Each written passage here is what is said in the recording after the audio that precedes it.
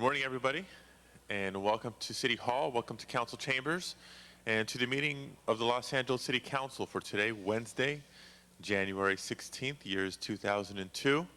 City Council meets every Tuesday, Wednesday, and Friday at 10 a.m., and you're all invited to join us at each council meeting. You can also view us live from home on your cable station, Channel 35. Buenos días a todos, estamos aquí en el City Council. The city's homepage, or listen in on council phone. Madam Clerk, please call the roll. Brinson, Galanter, Garcetti, Han, Holden, Labange, Mizikowski, Pacheco, Perry, Reyes, Verde, Thomas, Weiss, Zine, Padilla. 11 members present and a quorum, Mr. President. Miembros presentes, está abierto para Approval of the minutes. la aprobación de los minutos. House moves, Señor Samuel, Garcetti el seconds. señor Garcetti los Commendatory resolutions for approval. Ms. Han moves and Mr. Zine seconds. On the regular agenda, item number 1 is an item noticed for public hearing, and I believe there are cards on the item. We do have cards in that item. Let's call it special. Vamos a llamarlo especial.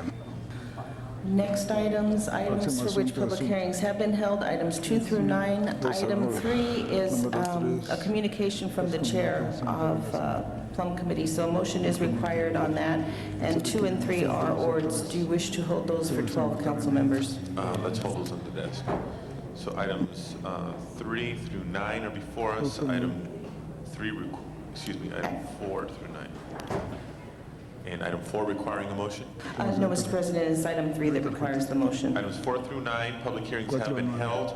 Are there any specials? Audiencias públicas, Items 4 through 9. 24 a 9.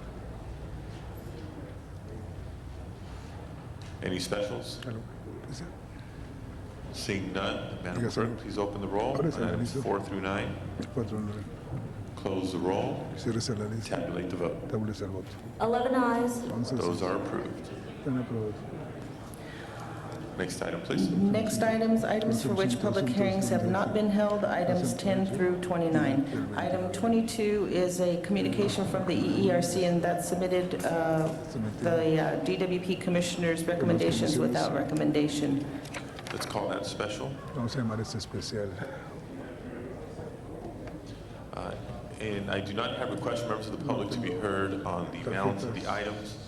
Let's deem the public hearings open and closed. I believe items 10, 11, and 12 are ordinances. Let's hold those on the desk and await 12 members. Items 13 through 29. Mr. Weiss. Call 27 special. Mr. Weiss calls 27 specials. Are there any other specials? Algunos especial.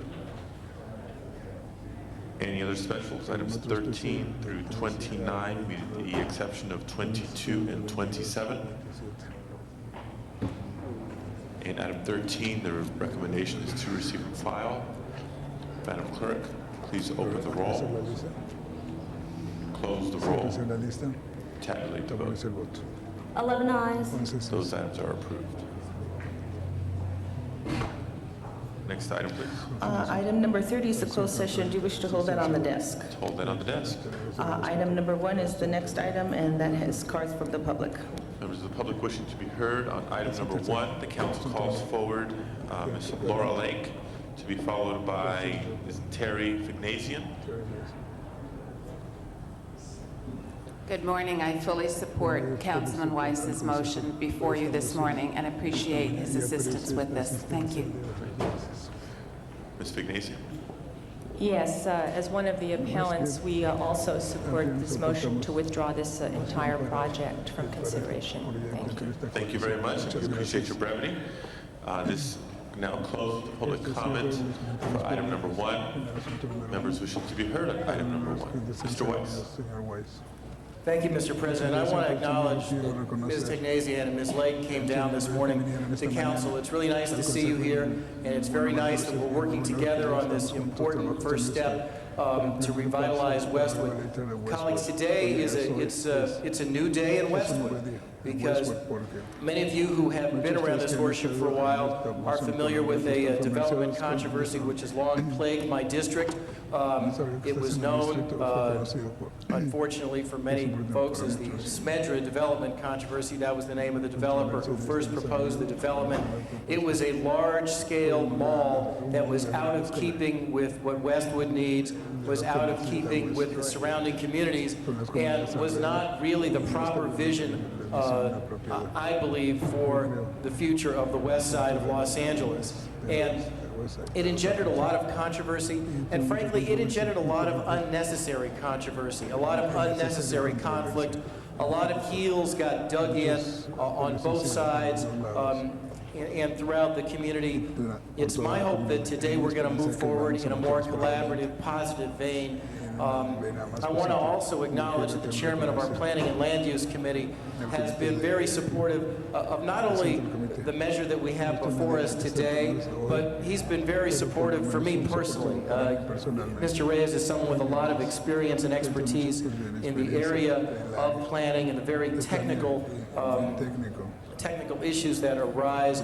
He's been a mentor to me. I really appreciate that, and I know we're going to have an opportunity to work together in the coming months and years to revitalize Westwood.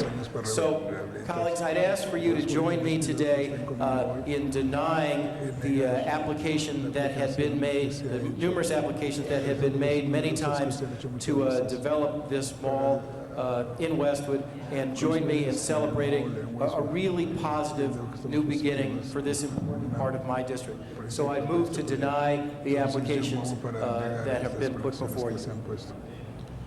Mr. Burnson. Yes, I want to commend Mr. Weiss on making the right decision. We've watched this for quite some time with a lot of concern, and I don't know, whoever the council member was from that district, whether it was you or somebody else, I was prepared to oppose this project if it went forward. I'm happy to see that you're on the right track, and I know the community has long been concerned. I know you say there were a lot of people that heels dug in on both sides. I only know of one side. I don't think I heard anybody from the regular residential community or business community in the area that supported this project. So thanks for doing what's appropriate. Thanks for the people over in that area for being outspoken and letting us know how they felt about it. Mr. Reyes. Señor Reyes. Colleagues, Colegas. President, I just want to rise and say thank you for my colleague Jack Weiss, and look forward to working with you in this area that's very important. It's one of the hubs of the west side. It's very challenging knowing that the UCLA campus is just north, and we have our work cut out for us. But look forward to working with you in the community. Thanks. Thank you very much. Any other members wishing to be heard on item number 1? Then seeing none, Madam Clerk, please open the roll on the Weiss motion. Close the roll. Tabulate the vote. 14 ayes. Mr. Weiss's motion is approved. Next item, please. Mr. President, there are 14 members present now. Do you wish to take up the ordinances? That would be items 2 and 3, and 10, 11, and 12. Sure. Items 10, 11, and 12, having no request from members of the public to be heard, shall satisfy the public hearing. Members wishing to be heard on items 2, 3, 10, 11, or 12. Seeing none, Madam Clerk, let's open the roll. Close the roll. Tabulate the vote. 14 ayes. Those ordinances are approved. Next item, please. Next item, Mr. President, item number 22, that was called special. It is EERC communications submitted without, the Water and Power Commissioners' recommendations are submitted without recommendation by the EERC. Okay. Anybody wishing to be heard on item number 22? We do need a motion from the floor. Does Chair of the Commerce Committee wish to make a motion? Ms. Galanter? Item number 22 is an EERC item. Did you wish to make a motion? Ms. Galanter moves approval. Anybody wishing to be heard on this item? Seeing none. And Mr. Garcetti? Yes, just one quick question. Obviously, I think Mr. Wiggs is very strongly supported here, and I know the recommendation. I was just wondering if anybody can tell me from maybe the CAO whether or not the monthly housing allowance is normal for general managers, either the proprietary departments or other ones? Mr. CAO? and if any of this might be available for the Affordable Housing Trust Fund. This is the only instance where we've recommended monthly housing allowance for a general manager. And what is the reason behind it? At one point, the gentleman was, his primary residence was in Texas. I understand he has since relocated to Southern California, but it was part of the base salary recommended, the base salary compensation recommended when he was appointed the interim general manager. And basically what's being proposed now is a continuation of that allowance. Okay, colleagues, definitely a big fan of Mr. Wiggs, but I would move that we go with the recommendation minus the housing salary, seeing as how Mr. Wiggs now resides here. Anybody wants to second?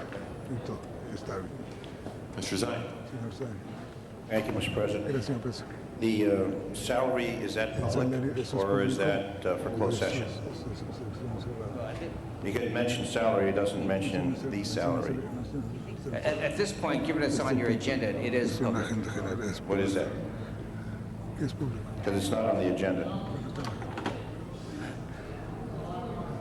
I'm sure it's a lot of money. It's in the report. It's in the, all right. I've discovered where it's located, but it is public knowledge. Yes. Yes, it is. Okay, why is it in the sealed envelope then? Council has the option to go into closed session on this matter if they choose to. Okay, I was just curious to see what it was, so if anyone wants to know, I'll know the answer. Okay, thank you. Mr. Holden.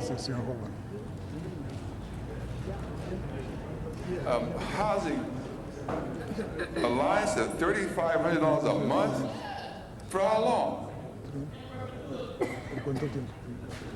There's no set time frame Well, for I'm voting against that. It's that crazy. housing allowance. You're paying the guy $284,000 a year, plus about another close to $50,000 for Housing Alliance. You're really talking about giving him another $320,000, $325,000, you know. Yeah, more than that. But in defense, the one thing, $4,000 a month, $12,000, $40,000. It's more than $22,000 per month. Just add it up. Oh, 42,000 a month. You're right. You're a good man. So you look. there is one important fact, though, is the total It is package. an important fact when you start doing I things like understand, that. but there is one important fact. With respect to the total package, it is still below what is being paid other utilities, particularly other very large public utilities. Yeah, you know what the difference is? We save this one. They're not bankrupt. Understand? They pay too much money at the top, and you'll be in the same position they are. He's getting more money than Mr. Deaton than you. I don't come close to Mr. Deaton, so I'll sit way over here. Well, you got a chair between the two of you. There's a big chair. The fact of the matter is that, Mr. Deaton, how can you sign off on this? Because, as Mr. Bujob indicated, for public power general managers, those that have been successful, i.e. Salt River Project, et cetera, that the going rate is at least double this. Mr. President. And therefore, I think that both, this is at the top end, the salary amount is at the top end of the salary scale for this position, and the housing allowance just allows us to compensate him for this position, and I think it's within the appropriate levels. You made the motion yet? Okay, I'll second you, Mr. Garcetti's motion. I mean, I think that if he took this job for less than what you're offering him today, is that correct? Yes or no? It's a temporary position. How long has he been there? Several months, I forget. What's that? 6, 8, 10 months? Something like that. How much did we pay him? How much was he getting? On what scale? I believe he was being paid at the top of the scale. What was that? I don't know. The 284. Well, I don't know if you paid 284 or not. You don't have the information before us. Mr. Fujioka, I believe the question is what the differential is between what he's earned as an interim general manager and what you're asking us to This approve is the today. same salary he earned as an interim general manager, So there's no including increase. the housing allowance. no increase. There's no difference. The only difference was the recent cost of living increase that all employees received back in July. But other than that, it was, it's the same salary that this Also, man received. just as an aside, the prior general manager also had a housing allowance.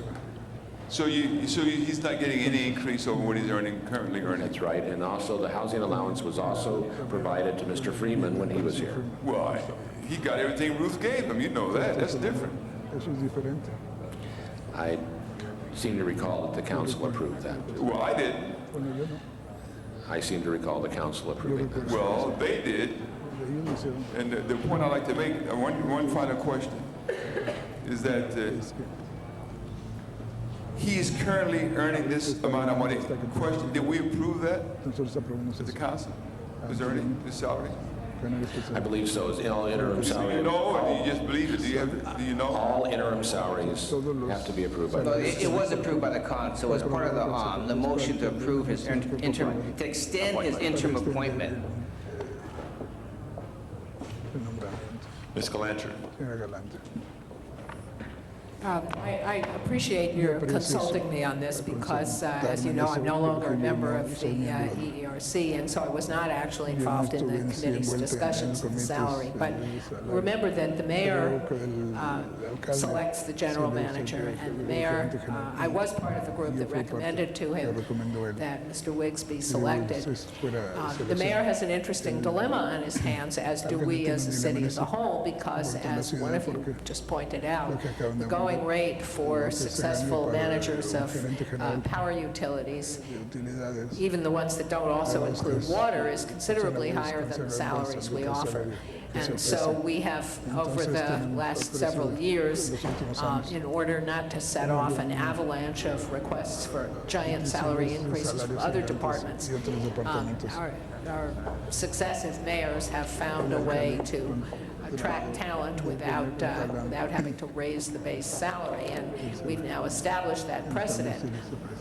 My concern is that at this point that I was not in the discussions between, nor was anyone else here, in the discussions between the mayor and Mr. Wiggs, or the commission and Mr. Wiggs when the deal was struck that results in his being selected and having agreed to take the permanent job. I think it would be unwise to try to back out of it at this point, because it will put us back through the, if he were to not stay as the permanent general manager because the total compensation was not as high as he's been getting, we'd have to go back to the interview pool. And let me tell you, I interviewed through several days of the interview pool, and we don't want to do that.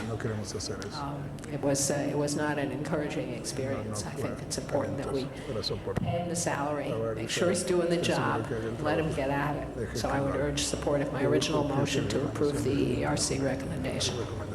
Thank you, Ms. Galanter. Mr. Deepa. Mr. President, members of the council, it's also important that in this position, this is one of the more volatile things that are happening in this country, let alone the state or the city, and that's the power market. We've seen a major company fall from favor all the way from seventh largest company to bankruptcy in a matter of 1 year. And one thing that the department has not had over the last 10 to 15 years is stability. It has not had a person at the top and for a continued period of time. Considering the amount of money we're talking about, considering what is at stake and what the alternatives, it's a no-brainer. This is the appropriate thing to do to try to keep Mr. Wiggs on, and the amount of money is just not, given what is at stake, is minor. Mr. Burnson. I just wonder, to me, the salary sounds out of proportion, to be very honest with you. And I'm not trying to second guess the ERC, and I recognize the fact this is a large organization and does require somebody with a lot of skills. However, I can understand a housing allowance on a interim type situation where somebody moves here temporarily to take this position. esta posición, But for this to go on para seguir. as part of the salary, this, I don't know if some of you are aware of this, but this brings this to over $320,000 a year, and it goes on forever. Y sigue por siempre. Plus, we'll be entertaining increases and so forth. Now, I think that in the face of what's going on, I think there ought to be some limitation. Alguna limitación. What was your motion to? ¿Cuál es su moción para? Yeah, I'm inclined to possibly support that, or possibly if there were a compromise where we pay it for the first year until he gets located in a home or something, whatever the case. Did he buy a home already? Oh, okay, well, not even in the city, see? So, yeah, well, that doesn't, two wrongs don't make one right. Anyway, I respect the ERC's position. I'm going to think about it. But I do have some problems with the amount. I must tell you, it does concern me. Anybody that makes more money than Ron Deaton, I worry about. In fact, I worry about Ron Deaton, but you know.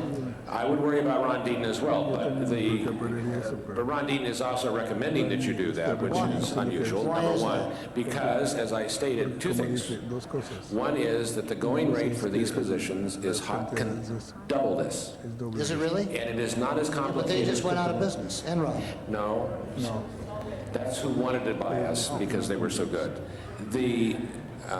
No, I'm talking about Salt River Project, Sacramento Municipal Utilities, actually organizations that are considerably less complicated on the power side and don't even have the water.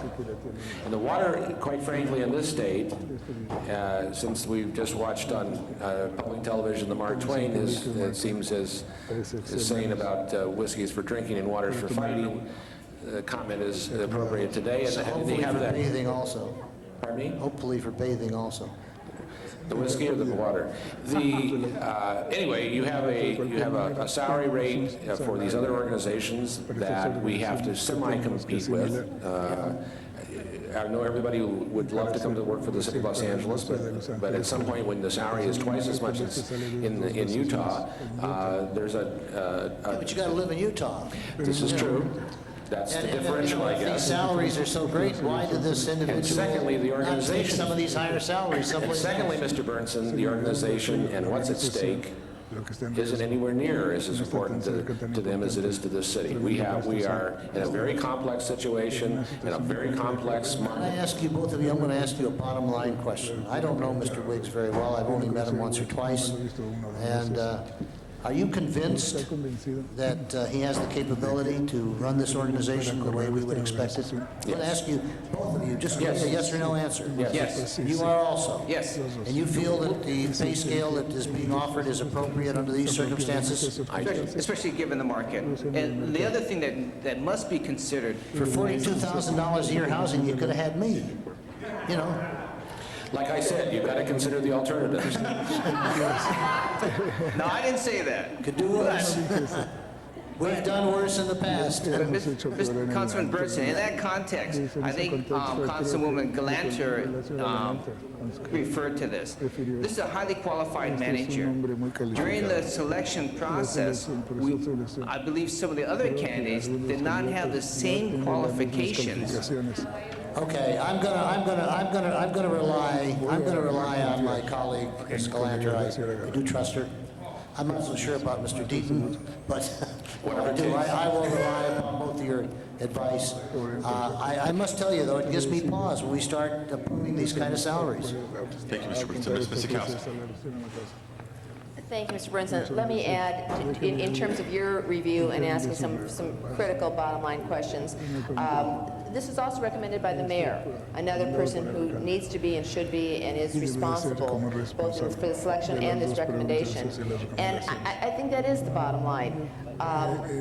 We are forgetting how well situated the Water and Power Department is and how well managed it has been, and we need to keep that high level. Just hearing that among other people who were competing, Mr. Wiggs' skills were far better than others to compete it. And those skills are what in the open market, when competed for fairly, are earning double this salary. So although standing alone, this looks exorbitant and very, very high, again, we don't see the context in which it's placed in other municipalities. And Mr. Deaton is right. We've gone through the last couple of years focusing on energy and weathered that well, electricity and weathered that well. But the water issues that are going to be creeping up are going to be as substantial, if not more so. So we need someone with an incredible group of skills, an incredible, in fact, just yesterday, Mr. Zine and I in Personnel Committee had recommended already showing some restructuring in the department, that they are looking at creating positions that are going to focus on economic development, focus on corporate services, focus on the kinds of things that need to be competitive in this market and help our overall economy. So I think it's worth this salary, it's worth this effort, it was negotiated fairly. Bottom line, it's half what we would pay or what would be on the open market available in the other utilities, and I think we should support it. Mr. Reyes. It's reassuring to hear that the staff is presenting to the committee issues of economic development. With a price tag this high for personnel and expertise, and I understand it is relative to the industry, we do need to emphasize these strategies in economic development. Water is nourishing in many different ways. Trying to bring back some level of vitality, the greening of our corridors, especially in those neighborhoods we have a high level of children, a presence of schools that, and I do understand there's the green program where they're bringing trees into the schoolyards now, but we need to improve those programs. We need to expand them. We're kind of doing schools more like in a gunshot approach. We need to increase that more as a policy. So we need to go to the oxygenization of our corridors. We have the freeways, we have the main corridors coming in from traffic, and creating our buffer zones for the sound and the pollution that comes from our freeways. DWP is in a great position to stimulate those economic development strategies to do that, because it will bring back life to those corridors that have been dying over the past few years. So I'm using this opportunity to expand on that, because it's something that I'm going to keep pounding away in order for us to create those linkages between DWP and these neighborhoods that need those kinds of greening improvements and improving our corridors, our parkways, and bringing trees to our schools. Thank you. Ms. Hahn.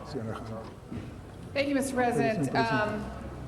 I'm actually rising in support of this package that's been offered to Mr. Wiggs. And while I appreciate the debate this morning, and clearly we're in a tough time in our city, and we're down here talking all the time about the hard times that many of our residents have fallen on, particularly those who are been involved with the airport and the travel industry. It's tough to approve this kind of package knowing that there's many of our constituents who are hurting and having a hard time. But I must support those of my colleagues who have said, you know, we've already been in negotiation with Mr. Wiggs. This is a package that he's agreed upon. And again, we are a municipally owned utility, and we are in a great spot. And we have attracted someone who we believe is capable and very qualified to continue to protect our assets and lead us into the future and remain the most solid utility really probably in the country right now. And let's remember, when we attract people from Texas, well, everybody wants to live in Los Angeles. It's much more expensive to live here, particularly Newport Beach. And housing is much more expensive than in some of our other parts of the country. So I think even at this level, even with this housing allowance and even with the base salary package that we've offered him, it's my understanding that he would still be the lowest paid executive of a utility company, particularly a water and a power company in the country. So we're always talking about how Los Angeles wants to act like a business. We want to attract good people to run our businesses here, so this is a good example. And let's remember, in the new charter, our general managers are much more accountable Never before have general managers been in the position where they could be fired by the mayor for any cause that the mayor so deems. So we're bringing these people in to run our departments, knowing that they're really in a vulnerable situation in terms of the new city charter. Also, our neighborhood councils have now been given the authority to rate our general managers. They're going to be a part of any salary increase that we give our general managers in the future. Neighborhood councils will be able to judge their performance. So I think we're, as the Bible says, to whom much is given, much is required. So we're going to be giving a very decent package to this general manager, but in return, much is going to be required of him. And as Ed says, we're going to depend on them to really help us with economic development. And when we go to the department asking for help on employees who've been laid off and our residents who've been having a hard time, we expect him to give back in terms of relief for utility bills. So I'm actually standing in approval of the entire package. Thank you. Mr. Pacheco.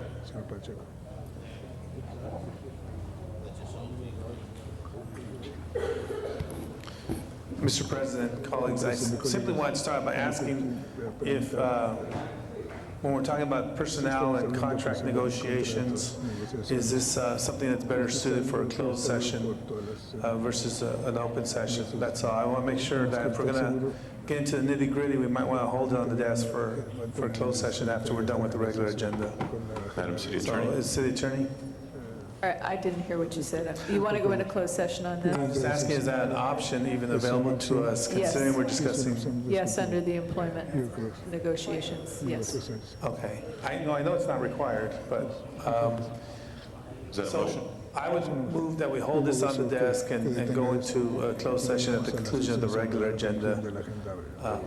And take it up with the rest of the closed session items. And take it up with the rest of the closed session items. Okay, I have a number of members still wishing to be heard on this item.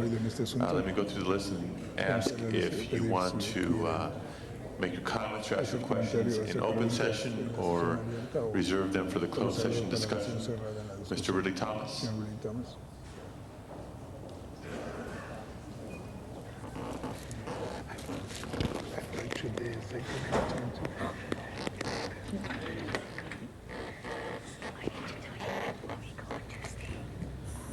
Did you call, Mr. President?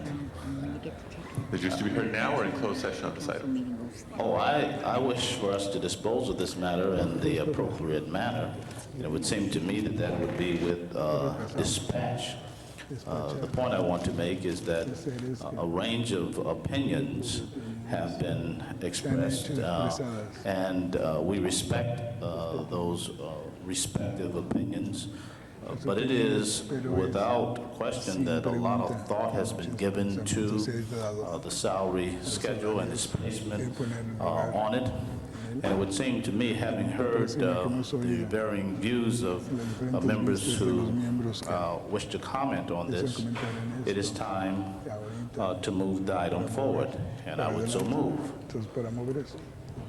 Okay. Okay. Ms. Makowski. Is, however we vote as to whether or not go into closed session or not, we are joined by the Deputy Mayor, Tim McCosker, and I just wondered if we wanted to if Tim wanted to share something with us now rather than deferring it and having him come back later. Well, while on the remainder of my time, Mr. President, members of the council, it would seem to me going into closed session would make sense if there was a matter deemed appropriately proprietary as it relates to legal implications and or personnel matters that would lead to such.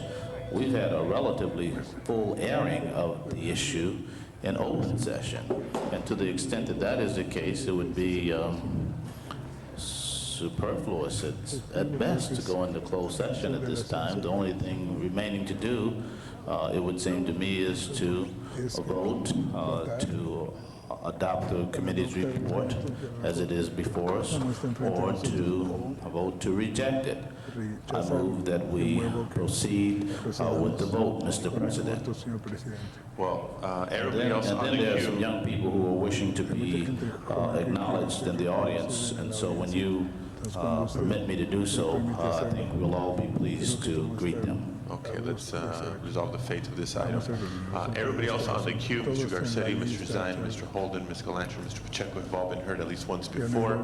Mr. McCosker, did you wish to make any comments at this time? Thank you, Mr. President. Members, I would just say briefly that as a member of the group that conducted the interviews and worked with the search team, Mr. Wiggs was found to be exceptionally well qualified.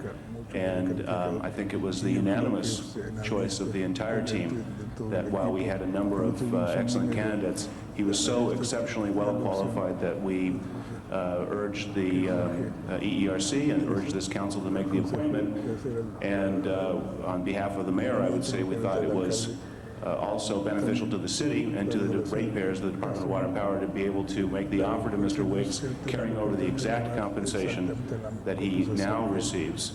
And the mayor would urge you, as Council Member Ridley Thomas has, to move this with dispatch. Thank you. Mr. Garcetti, a point of clarification. Thank you, Mr. President. Let me clarify, because I kind of stirred up some of this trouble in the first place. Let me clarify where I'm coming from on this. I want Mr. Wiggs, I believe he's the right person for this, and I trust the ERC to negotiate this. With one caveat, I think that if we put in, in my short time on the ERC when I first came on council, and rightfully so, there was a strong focus on parity, that what we do with one unit or one type of general manager will be looked at elsewhere. I understand that with Mr. Freeman and Mr. Wiggs, when they came from out of town, that housing subsidy made sense. I would rather see the ERC come back and say, look, we're going to lose them if we don't get the same amount in cash, in salary, but take away a housing subsidy, especially right now when we have a housing crisis. Symbolism from the city, I think, is important, but also the precedent in terms of what this does for other general managers when they come back to us. Does that mean the next time we renegotiate with the port, with the airport, they're going to be saying, well, there's a housing subsidy here and there's been for 2 now. It's a matter of principle and an important principle. So for me, it's not to take away this much money and lose him. It's to do it the right way and to set the right precedent. So that's where I'm coming from, and I ask my colleagues to support that, and I'd be willing to have this go back to the ERC for recommendation of just a salary different from this absent the housing subsidy. Okay, we now have 3 motions before us. The first is to approve. And I'll withdraw the previous motion. Which motion is that, Mr. Garcetti? To approve without the housing subsidy. Okay, so we have 2 motions before us. One is to approve the contract as negotiated, and the other is now the motion to enter closed session on this item. Let's take a vote first on whether or not to go into closed session. All right. If that... We're calling for a vote on whether or not to go into closed session. Yeah. Okay, and if that doesn't pass, then we can continue with the queue or take a vote on the matter. No, you're not cutting off debate. Not yet. There hasn't been a motion to call the question. Please open the roll on whether or not to go into closed session. I vote. Close the roll. Tabulate the vote. 6 ayes, 8 noes. Okay, so it remains an open session, and we'll continue with the discussion. Mr. Garcetti, did you wish to be heard again? Vote no. I think there's something wrong with this. Okay, I didn't... Was trying to vote no. Anyway, it doesn't change the outcome. Mr. Holden, keep your hand off Mr. LeBon's button, please. Mr. Zine is the next speaker. Off his button. Mr. Zine. Thank you, Mr. President, colleagues. I know my time is running. I know the issue appears not to be the qualifications of the general manager, but the housing allowance. And there's been debate back and forth. What if we took a simple solution, which was brought to me by someone in the audience, to how to fold it together, not to send it back to EERC, but just to fold it together, remove the housing, term housing, and throw that into the pot for the compensation and move forward with that. Is that okay, Mr. D? You're saying does not have a housing allowance and raise the salary? Raise the salary, which would be the compensation of the housing. You're at the top you're at the top of the salary level right now. What you can do, if you'd like to do something like that, is recommend that the CAO bring back to the mayor and the council a proposal, but in the meantime, approve the one with the housing allowance, and then we can raise, in essence, raise the salary for the general manager. I think the issue, as illustrated by, stated by Councilmember Garcetti, which I support, is we don't want to set a precedence where people come in from out of town and now they're getting the salary plus the housing, which sets a bad precedence. But the compensation, I think, is appropriate since we're getting a deal with Mr. Wiggs. He's doing a fine job, and if we're talking that housing subsidy, fold it in and leave it at that. So however we can. I think that if you approved what's before you today and simultaneously recommend that the CAO review this and come back with a salary, a review of the salary for the general manager, we could take that into account. But you can't, in order to provide what was negotiated with Mr. Wiggs up to this point, I think you have to approve what's before you, but you can do simultaneously the other action. And then how long would it take to come back with the new salary? I think that the We do that very CAO quickly. fairly quick, but I think that they need to survey current salaries, et cetera, and it'll probably take a couple, 3 months. Well, see, the only problem is, I don't see us objecting to the salary. The compensation for the housing is the issue. I understand, but if you do that and then you alternate the salary, you can then eliminate the housing allocation 3 to 4 months from now and raise the salary, and I don't think Mr. Wiggs cares how he gets it. Which would be the same amount of money. Then we'd be the same number, roughly. If that survey comes out, it could be more. Mr. The mayor would support that option of approving this package now and directing this with the CAO's report to come back with a salary survey. And certainly we would be interested in seeing the report, having that go to ERC and then come to the council. That way we cover his salary for the next few months while we proceed with that and then come back and clean it up so we don't set a precedence of a housing allowance for general managers to come in from other states. Right. That would be my motion, Mr. President. Thank you. Mr. Holden. Oh, before Mr. Holden speaks, Mr. Rudy Thomas for an introduction. Thank you, Mr. President, members of the council. We're delighted to have in the chambers today the Oakwood Academy. These students are on a field trip. There are 20 of them. They are here visiting Los Angeles City Hall to see local government at its best. These are students, grades 4 through 6. The teacher, Ms. Cameron Green and Mr. Kurt Henry. And after leaving City Hall, they will be touring El Pueblo as a part of their curriculum on early California history. These students are using public transportation via the Blue Line and Red Lines of the light rail system to arrive and depart from the city. Let's welcome these young people from the Oakwood Academy. Give them a big round of applause. Thank you and welcome to City Hall. Thank you, Mr. Rudy Thomas. Mr. Holden. Mr. D, we asked you some questions and you talk about, I think, I'm not sure. The question is this, how much was it, didn't this individual come from Sacramento? Mr. Wiggs? Yes or no? He came from Sacramento. No, actually, He told me he worked in Sacramento. he did. All right, did he work in it? But he did not come from Sacramento. He worked for El Paso Electric during a particular severe financial problem they had. He was the president of that Let me ask you a corporation. question. How And much then money he worked in was he Sacramento. earning? How much money was he earning in his last job? You should know that. Though I don't know how much he made as a consultant to the Assembly Speaker. That was what he was. Assembly Speaker? He was in Sacramento. $200,000 less than what you're offering him. A year. He was a consultant when the state was having a financial crisis. Let me tell you something. Another power crisis. You offering him twice as much money as you paying the mayor of this city. You offering him maybe just a little less than what you're paying the president of the United States of America. So don't give me this job equivalency, and the pay should be based on that. You have general managers here who've been doing a standing job, a lot of responsibility, and their salaries don't come close to what you're offering this guy. He would take this job for $100,000 less. Why give him $100,000 more? I mean, he has no place to go. You start him out at the very top, and you admit that. This is absolutely absurd. Is he more important than the mayor of the city of Los Angeles that people trusted this city to lead them? No. Did they ever stand the test? No. Did they ever make a pledge or a commitment to the people of this city? No. The mayor did it, each and every one of you did. When is this nonsense going to stop? Even Freeman was not entitled to it. Sold Mojave Desert, sandbagged us, as far as I'm concerned, some of those deals. And now am I right? You were on the same. No, he didn't sell the desert, he sold the power plant. Well, just to clarify. The power plant, and you and I agreed on that, as I recall.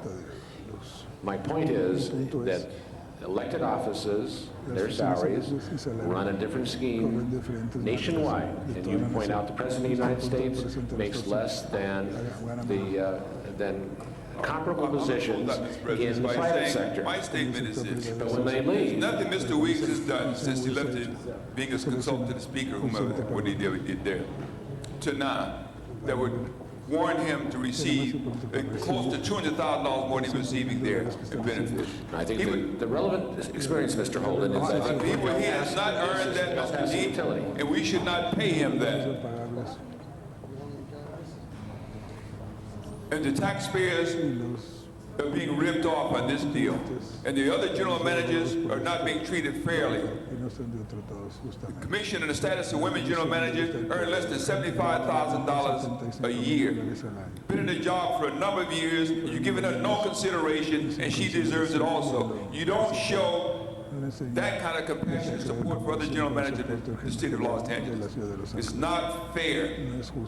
the difference between, for example, the executive director of status of women is that that's actually a represented class as opposed to an exempt class. Thank you. Ms. Galante. I just want to make a couple of points here. I'm willing to support the idea of having the CAO come back with a survey. I just don't want to commit us in advance to paying the salary that the CAO discovers is average for large public power agencies, because I will tell you something, we can't afford it. And I predict that with confidence. So if it will relieve everybody's mind to have that survey, by all means, we should have the survey. I do want, once again, to urge approval of the package that was brought to us by the mayor and the EERC, of which the mayor is a member. And the reason is that I want to remind you that DWP really has been and will be a major part of our economic development strategy. It's because we kept the lights on that we have something to market that many other localities in California do not. And keeping the lights on in the future is going to be as important as it was in the past. We also have, through the department, a whole series of economic programs in which community-based organizations are hiring and training people to provide information and services directly to people throughout the city. They are doing a fabulous job. They are developing a whole new group of people who, with management skills, service skills. They can do more of this, but they are doing a lot. They are doing more than any other single department in this city. And we should be very proud of them, and we should be making sure that we hire somebody who can keep that up. I also think it's important to remember that they transfer money to us every year directly. We get money out of the for the general fund, out of the Department of Water and Power, based on how much money they make. We need to have a competent manager over there. And Mr. McCosker and I were both in the interview panel, and I certainly want to concur and say again that of all the people we interviewed, there was no question that Mr. Wiggs is the person we need to have here.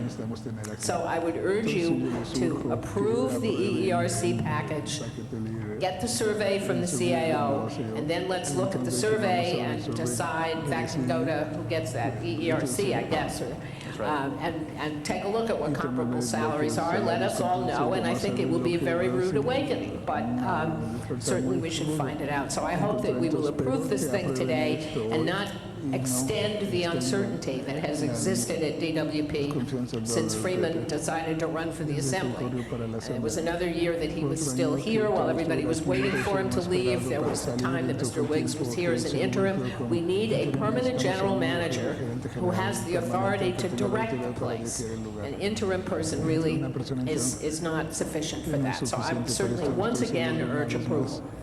Mr. Pacheco. Mr. President, colleagues, when I first reviewed this in ERC, I voted against the proposal, primarily because I thought that it just wasn't fair to add a housing allotment after the fact. But having thought about it a little more, I really thought I've come to the conclusion now that instead of looking at it as a negative, that we have an opportunity here to reinforce a practice where we can be very flexible. So that if we really, really want someone, no matter what the salary range says, we can go outside of it and augment it and include a housing allotment so that if we really want someone to be our general manager, we have that flexibility. So I kind of look at today as a vote for flexibility and giving us opportunity to get whoever's the best qualified and the best candidate. So looking at the salary range won't necessarily be a discouraging factor for any of the more qualified individuals that we're aware of who sometimes hesitate taking government jobs because they don't pay as well.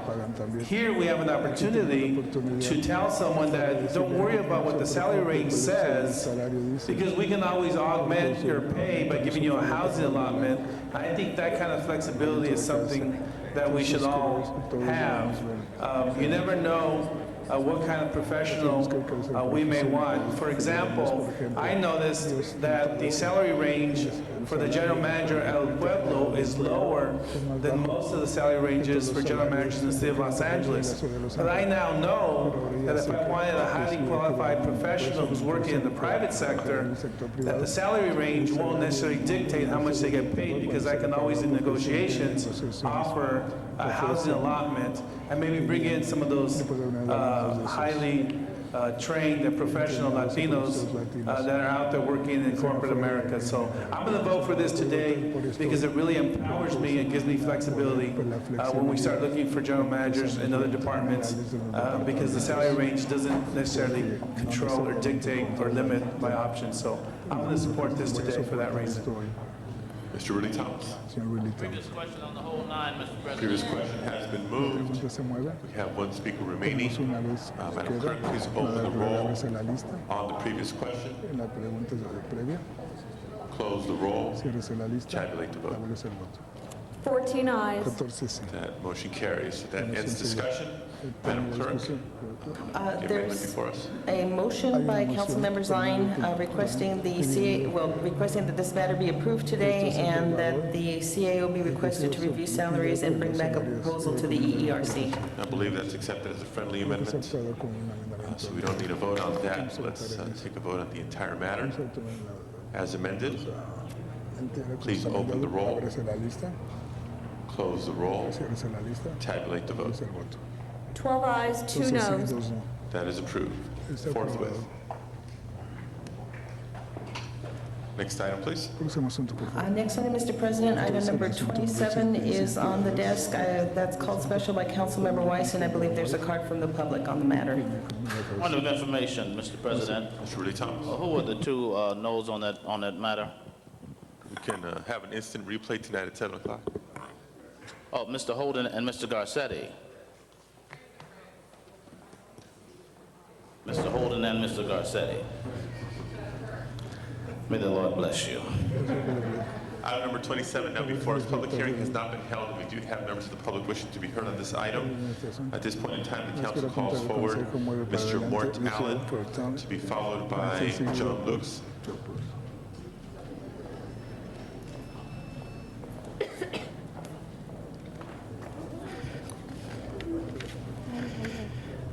My basic question on this, which I'm going to ask Cal Burns and Cindy, is this was passed last June 5th to require permits and everything. And I don't understand how we have a new motion instead of enforcing the existing motion that was to do the same thing. And I'm also concerned because the last 4 lines says if it's not feasible. We've been trying to get the billboards permitted and registered for, I guess, 3 years now. And we keep on passing these things, then nothing happens to it. I think that it's gotten way out of hand in the newspapers. I don't know how many of you have seen. Today there's a whole bunch of stories. It's like, it's blown the whole city out of proportion. The lobbyists are making $10 million and this whole thing, when it should be so simple. And I don't understand why each council office can't just inventory the billboards that are in their district and then have the building department check and see if they've got permits. It's like this whole thing is just letting more and more billboards stay up that are illegal. Thank you. Okay. Thank you. Ms. Lux? Thank you very much. I'm speaking on behalf of Cahuenga Pass Neighborhood Association that is adjacent to Freeway, and I do support the comment that was in the LA Times today, and think in addition to the fact that we need to insist on an inventory of all existing legal and non-legal signs, and the barcode that Councilman Weiss and Cindy Mizikowski and Eric Garcetti are recommending in their motion, I think it's totally appropriate to ask for an annual fee. Number one, it's a source of money that we could use right now. Number two, they're making plenty of it. And if they can afford to give millions to for various people, elected offices that are running for offices, they can certainly afford to do this. And at the very least, get down the billboards that are illegal. But an annual fee is almost a no-brainer, and it should be insisted on for maintenance and for being able to maintain the inventory of it, and to also maintain those that are illegal. Please, I recommend that this go forward, the motion, and that we add an annual fee to the ordinance request. Thank you very much. Thank you very much. This concludes public comment on item 27. Members wishing to be heard, Mr. Weiss. Thank you, Mr. President. Colleagues, this is, and I understand from discussions with my colleagues that some things that are contained in this motion and in the amending motion, which should be on your desk shortly, have been the subject of prior discussion in this council, but we never seem to get anything done in this city on billboards. And people are frustrated. People are right to be frustrated. There's a lot of discussion about what we're going to do in the future, about future billboards. Will they be swapped? Will they be banned? Will they be permitted? Well, all of this discussion is well and good, but we haven't paid attention to the problem that we will still have, regardless of which of these future proposals pass or don't pass, which is which billboards in the city are legal, which are illegal, and what can we do about it? How can we get a handle on this problem? And so the motion that we put before you, and that Mr. Garcetti and Ms. Mizikowski have supported, and I appreciate their support, will fundamentally do the following. It will put the burden on the billboard companies where it should be to come forward to this city and tell us what billboards they have and provide us with the inventory. You know, we've put the burden on this city for too long. We put the burden on City Department of Building and Safety to try to get a handle on the number of billboards in this city, which are illegal and which are illegal. And the reality is the billboard companies have been running a power play against us. We have been outmanned consistently throughout every period. Well, we need to change that. And this motion and the amendment before you today attempt to change that, because it puts the burden on the billboard companies to come forward and tell us what billboards they have. It will also direct the CLA and the city attorney to come up with a funding mechanism so that it's the billboard companies and not the public that bear the burden of funding this. I asked for another minute. My time's not out. We also need to come up with a system in the future so that we know which billboards are legal and which are illegal. The system that is proposed in this motion is a barcode system or something like a barcode system, so that once the billboard companies comply with this new ordinance and tell us which billboards they have and what the basis for their permit is, we'll be able to affix some sort of barcode or identifying information on the side of the billboards or on the posts so that building and safety inspectors can more readily and quickly tell which are legal and which are illegal. And finally, we will set up really the first dedicated cadre of building and safety inspectors dedicated to the issue of billboard blight. We haven't had that. We've been outmanned, we've been outgunned, and we've been outmuscled.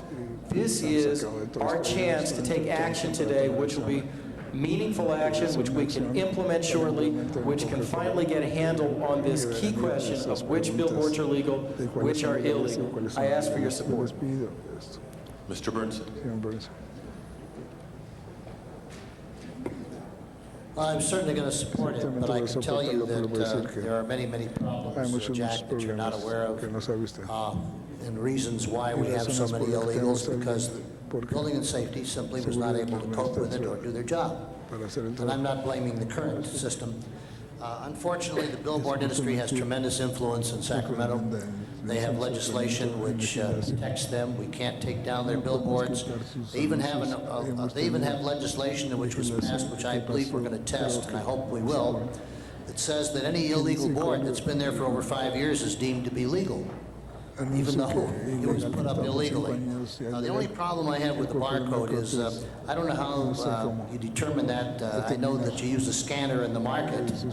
I would prefer to see some sort of a permanent notice on the sign itself that says who owns the sign, the permit number, a copy of it, and who the owner of the property that it sits on. I mean, I would hope, hopefully that would be a friendly amendment to put that on there, so the public can be aware of that as well, and it can be easily identified. Just let me finish, and then you can make a reply.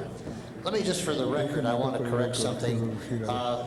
One of the newspapers, the Daily News, carried a story in which they condemned me for appointing Mr. Spiker to a task force dealing with all signs. We dealt with the super graphics, with billboards. I might add, and they said this was a conflict of interest because the ordinance on the freeway signs was before us. That's not correct.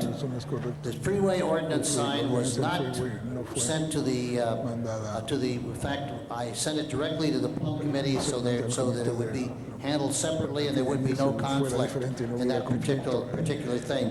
It is appropriate for members of industry, business, and homeowners to be involved when you study how the disposition of something is going to be. We need to do a number of things with billboards. Number one, we need to start testing the law on taking down the illegal boards, and there are probably at least 30% of all the boards in Los Angeles or more may be illegal. Second of all, I have initiated legislation which has a current ICO which was just renewed, so there are no permits being issued at all now. The committee, the task force will be coming forth with recommendations, one of which I'm sure may be to entirely ban billboards, any new billboards in the city of Los Angeles. That's a distinct possibility of what may happen. We need to deal with the existing ones, and we need to deal with the court decisions that have gone against us, such as the 500 feet on alcoholic beverages. That's ridiculous. So anyway, a lot of work is being done. I'm happy to support the motion, but we need the ability to enforce it. That's the key. We can do all the kind of legislation we want, but if we don't have the ability to enforce it, and we're not willing to go to court and fight these other laws that are made in Sacramento as to their constitutionality, then we're going to be back where we are. But I admire your spirit on this thing, and I'm supportive of it. Thank you. If I could just briefly respond on the amendment. I do take it as a friendly amendment. It's not necessary because the motion doesn't call for a barcode and nothing else. It calls for a barcode or something similar, something along the lines you're talking about would be acceptable, and CLA is going to participate with the city attorney to Does come the up. motion require all the billboard companies to present a list of their boards in the city to us? Yes. But the problem we've had with that, Jack, I just want to tell you that safety doesn't have records of some of this stuff. Okay. I mean, they've only kept them for... Ms. Misikowski. Thank you, Mr. President. I just had the staff pull up, and Mr. Burns will remember this, and others who were part of this debate. The debate, the last time the council debated this was June 1st, just 6 months ago. That item says, request the city, this was acted on, the council approved it, request the city attorney to draft an ordinance requiring that billboards in the city be required to display a valid billboard permit on the pole of each billboard in an area easily visible by an inspector. Council ordered that, requested the city attorney to draft that ordinance to bring it back. That is owed us, that is due, they are responsible for that. That wasn't the only thing the council did. The council directed the Building and Safety Department and the Planning and Land Use Management and Budget and Finance Committees to look at recommendations to create a yearly billboard registration fee for all billboards, including an analysis of Prop 218 requirements. That's the issue, how far our fees can go, how they have to be related to what they're doing.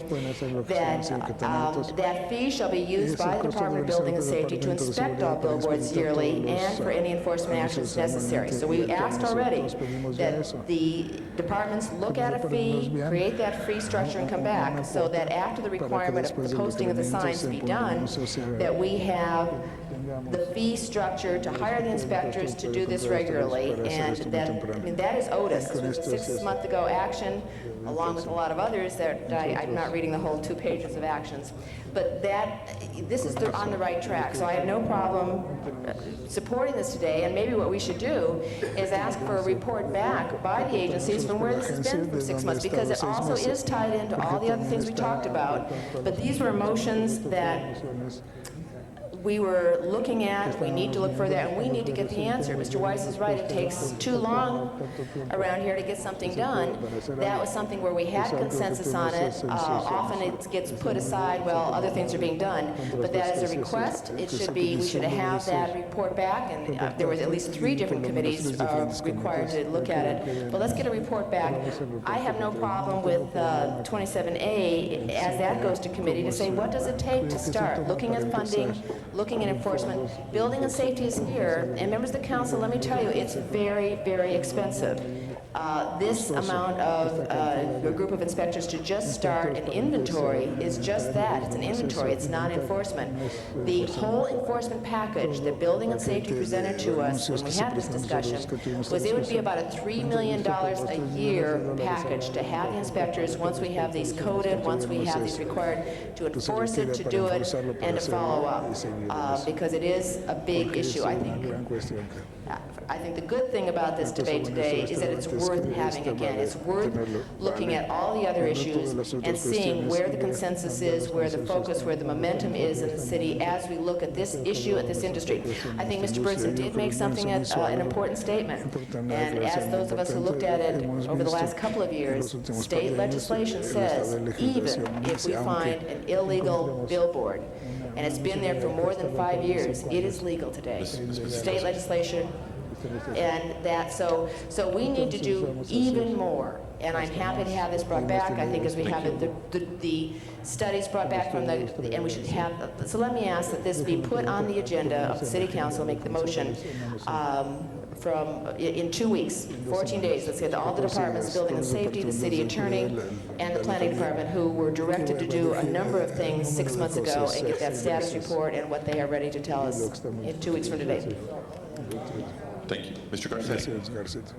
Thank you, Mr. President, and thank you, Councilmember Misikowski, for adding those succinct motions to have those reports back. I also want to praise Councilmember Weiss for his leadership on this, and I'm a proud seconder.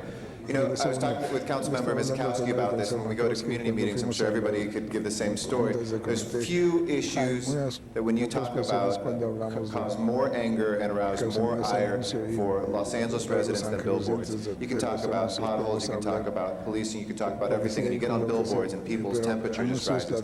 Everybody feels like we have not been getting the answers that we need, the action that we need.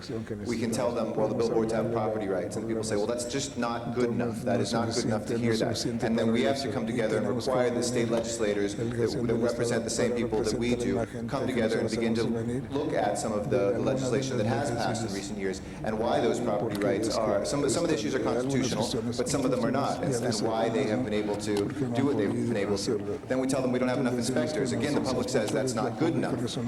And today I think we not only have moved on the inventory, but also on ways of getting the inspectors, and we have to look at fees. And this is not unreasonable for the billboard industry to do. I mean, if you look at the profits that the billboard industry has made over the last decade, they've gone up exponentially, and yet we have not shared in that. The people of Los Angeles have not shared at all in those profits.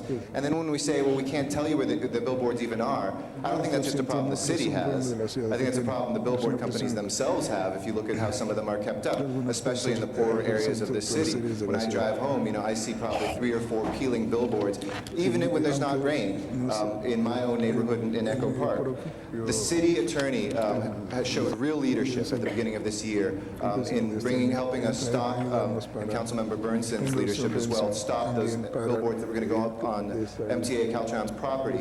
I think he will want to continue that leadership here and come back with that ordinance that was asked for 6 months ago. We've all settled in now. We all are here. There's a new city attorney and new city council. It is time for us to act. I look forward to that 2-week deadline, and I thank you again, Councilmember Weiss, for your leadership on this. Ms. Han. Thank you, Mr. President. Colleagues, first of all, I want to say that I thank our colleague, Councilwoman Mizikowski, for bringing up the issue of what happened 6 months ago. That is a whole nother debate in this city, which I find absolutely one of the more frustrating parts about our job is that we make motions, we pass ordinances, we direct staff, we ask for reports, and unless someone happens to remember and ask their staff to pull up what was it that we did on June 1st. These things are languishing all over the city of Los Angeles. This is part of why people think our city is too large. This is why a lot of people think our government is not accountable, it is not efficient, it is not responsive. I found something just yesterday where one of the first things I did in my first week here in office, directed a city department to do something. They had no clue until we pulled up the council file from that day to say, yes, indeed, we moved, we passed, we directed. Where do these things languish unless somebody remembers it? And that, my friends, is totally unacceptable in the city. And that's a whole other issue of the things that are languishing in some committee, that there's been some motion directing some report that will never get done unless we remember it, and that's unacceptable. But on to the billboards. While I support us getting a handle on this, I want somebody here to explain to me today, it's one thing for billboard companies to voluntarily tell us where their legal billboards are located. What makes us think they are going to voluntarily tell us where their illegal billboards are located? And if in fact, by the amending motion that we're actually going to try to approve hiring of more building and safety inspectors to help us with this inventory, how can you tell me today that we will be able to locate the illegal ones if they're not volunteering that information? And as Councilman Burton said, sometimes our own Department of Building and Safety doesn't have the records on what's legal and what's not legal. I think that's a problem. The other thing I'm wondering is, when we find these illegal billboards, I know that's another issue. What will we do? Is there a fine? Unfortunately, it sounds like if they've been there long enough, they're legal. Should we also include in this maybe some sort of an amnesty like an overdue library book, to get them, if they voluntarily tell us of a billboard that we find to be illegal versus not coming forth with that information and us discovering it on another way. I think that would be an incentive, because I think our main goal here, as you said, is to inventory. We want to know what's out there, what's legal, what's illegal, and then what we're going to do about it. So I think if we think these illegal billboards are going to be voluntarily offered up to us as their direct location, I think that's a problem. So I'd be interested in something where we actually can go easy on them, perhaps if they voluntarily give that information. Thank you. Mr. D. I just, Mr. President, might explain and really see if you can enlarge upon it if you'd like, but basically what they've indicated to me is that the illegal billboards are primarily ones that have permits in which there are not, they're not conforming to the permit. And that permit, in large part, many of these billboards are microfiche, the permits. And so it's a combination of locating for an inspector to go identify the billboard, go back into the records, look at what the permit is, and then go back out and make sure that it is in conformance with the permit. What we have in the records, the trouble is that they're not easily accessible, and it'll be very complicated, and that's why it's such a high cost. Once having the inventory on some sort of database and have the permit, etc., and knowing what the legal status is at this point, then we will be able to administer it, I think, in a very reasonable fashion. It's that upfront cost of trying to get the inventory, get the actual permit that is probably more than likely on microfiche, not on a database since 1997. I think most of them are on a computerized system. And so anything prior to that, which is most of these, would have to be gathered in an entirely different fashion, and that's why it's so the front-end costs are so much. But if they're not conforming to the permit, either the billboard's too large, its juxtaposition on the property or is incorrect or lighted in the wrong fashion or something, all has to be physically verified by an inspector. There's no easy way of getting there. Mr. Pacheco. Mr. President, colleagues, as we review billboards in general, I just want to bring to everyone's attention one different dynamic. I get the sense that everyone's talking about billboards and they focus on the big monster billboards that they see on the freeway or on the major boulevards. I just want you to know that in CD14, our experience is not those billboards, primarily because I represent an older part of the city. Some parts of the area that I represent predate freeways. So a lot of the billboards I have to deal with are the smaller billboards that are on the side of buildings, and primarily some corridors are actually on the front lawns of some residences. So you have a home where people live, and in their front lawn, they have a billboard, the smaller, it's called a single sheet. So I just want you to know that whatever we do on this issue, that is the prevailing problem in my district. And we did a survey over a couple hours, and my staff was able to locate 583 billboards in the district in less than 8 hours. So and also it was brought to my attention that buildings, that the vendors place online the location of all the billboards so that anyone interested in buying space will know what's available and what's out there. So I'm not so sure if the problem here is locating them, because I think we can locate them physically. I think it's this little nuance about if it's illegal because it doesn't conform technically, or if it's illegal because it's not permitted at all in terms of not having any paperwork. That may be very time-consuming and cost us some money.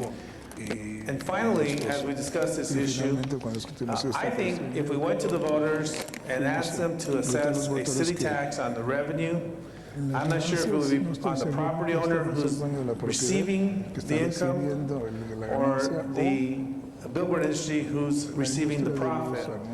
But I think if we went to the voters right now and asked them to put a tax on that for maintenance, for anti-graffiti programs, for the billboards, okay, not outside the billboard.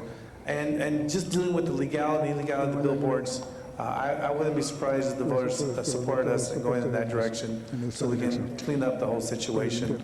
I personally would love to remove those little tiny billboards off the front lawns of some of the homes in my district. Mr. Labange.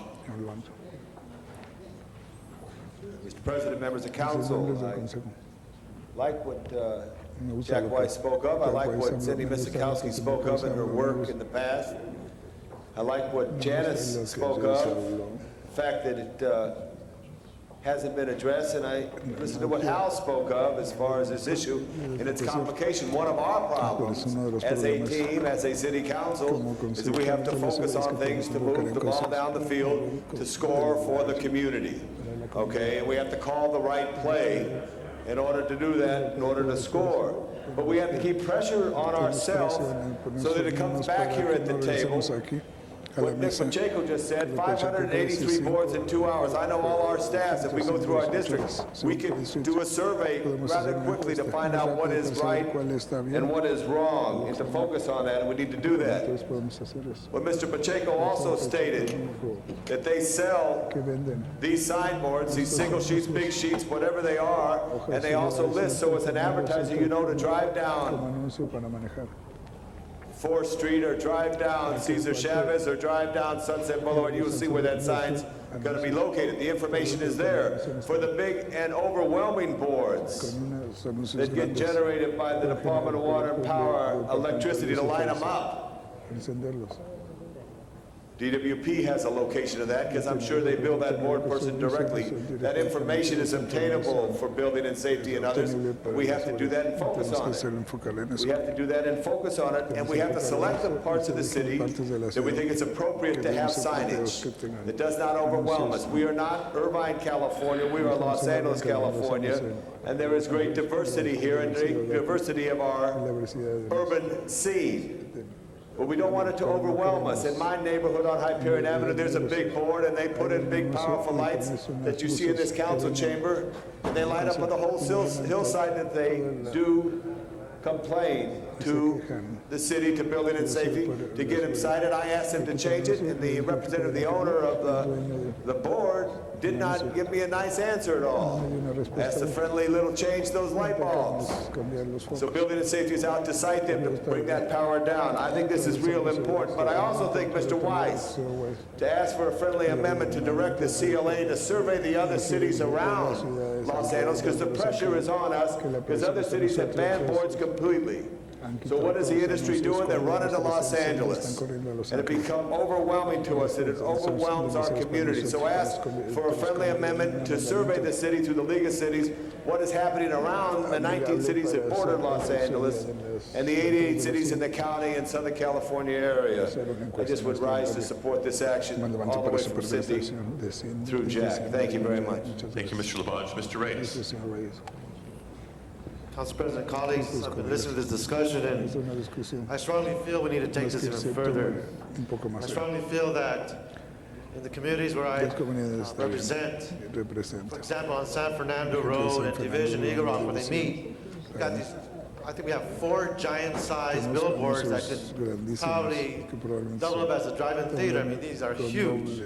And I have the tiny ones also all around it. And when we look at profit margins, we're looking at how much money these companies are making. I see no reason why we cannot, part of a fee of registration, is also take a percentage of their profit so that we can reinvest in the areas where they're being put up. If they're going to remain there, if the state makes us or prevents us from moving them, why can't we get a percentage of that profit and use that money for that local ballpark, that local nonprofit, that local school, so they can buy kids' uniforms for their sports, equipment, keeping up the fields, all the things that we can't seem to do as a city because of our shortages. You have a wealth of money that's flowing through these boards. So I just want to take this even further. We're going to go through all this work and getting a lined up where the permits are at, when were they permitted, did they last longer than 5 years, they've been there longer than 5 years, therefore they're entitled to stay because of the state law. I mean, we really need to take this to another level because of the blight that's being created. On Cypress Avenue, you literally see, as Councilman Pacheco was saying, these little billboards every 4 to 5 houses in certain stretches, right on the lawns of these corridors. And it just blows you away, and it's, how can they get away with this?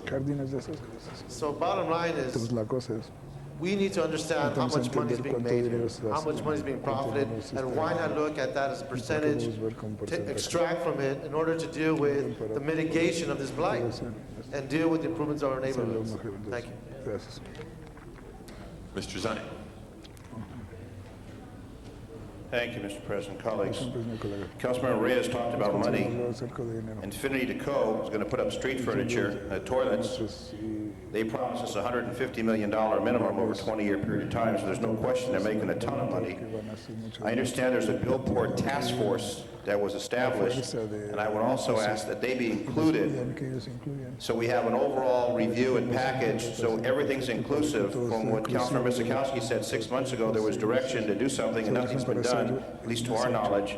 And this is a growing problem. I know in my district, we had a billboard up, and I know we can't restrict what's on the billboard, but it was a very offensive billboard to the community, and the particular company was totally arrogant, unresponsive in doing anything about that billboard. Repeated calls to the company were ignored. They were absolutely totally arrogant and didn't care about the community. And with neighborhood councils in our position of trying to enhance quality of life, when the arrogance is that blatant, that bold to a council office and to the neighbors, it shows they don't care about anything other than the green dollar and nothing else. So everything that's been talked about, I fully support Jack's motion, the other amendments to it, but we need to make sure that the entities work together. I know that when you want to do some advertising, you go to a billboard company, they will give you a map of every billboard available and the sizes and the rates and everything inclusive. They have all that information, and there's a number of billboard companies that are in operation in our city. We need to do this in a cooperative effort and bring in everyone that's involved.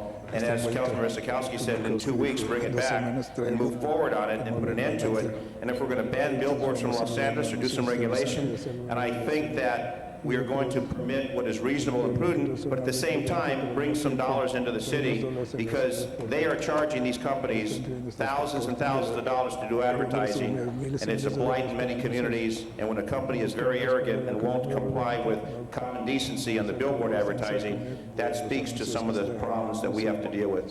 So everything that's been said, I think we all agree that Jack's motion stands and all these other amendments, and we'll get something done hopefully in 2 weeks. And just one more thing I learned, that, and I learned this from Councilmember Galanter prior to taking office, that when we make motions, we assume that the motion will move forward and things will get done. Oftentimes they're not unless someone thinks about it. I know if you pull up in the Los Angeles Times archives and put a name in, you can get any and all information. Maybe we need to do something with the city where these motions that we're passing, which are the actions taking place, where we can capture that. Because many times things get lost in the system, and if Councilman Miskowski wasn't here today, and Councilmember Burton didn't remember, and Councilmember Holden didn't remember, we wouldn't know. So there's got to be some capture of that information, and I thank you for getting that information back to us, but it illustrates a continuing problem, that it's not that we're so big, it's that we're not as efficient as we need to be. You said that, Janice, and I commend you for that too. I commend everyone. Thank you. Thank you, Mr. Zani. Somebody commend Mr. Zani. Mr. Holden. President, members, each of you is saying you think you have a problem with the billboard industry. But what you need to know is that you have the power to fix it. You can tell what billboards are illegal by inspection. The law specifies that a billboard should be 300 feet from one to the other. If you go out there in your district, you see that it's 150 feet. One of those billboards are illegal, according to our law. Now, if you want to change the 300 feet to 500 feet because you have a proliferation of billboards, then you have the power to do that. It's called Just Do It. And what we're doing is talking about it. Now, you have to have someone who, Mr. Weiss, someone is going to have to rise to the level of saying that they're going to be the person who oversees billboards and that industry in the city of Los Angeles. Hopefully be one of the council persons, maybe it'll be you. And as these problems come up, take the lead in fixing the problem. Now, Mr. Brady held that role before. Mr. Koski didn't pick up the mantle on this one. Mr. Brady came close to banning all billboards in the city of Los Angeles. Am I right? That's right. That's right. The vote was 7-8.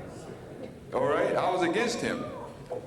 Otherwise, you'd have banned all billboards in the city of Los Angeles. He has got 7 votes holding. It was tie votes. And I decided whether or not I liked Marvin or do I like the vote.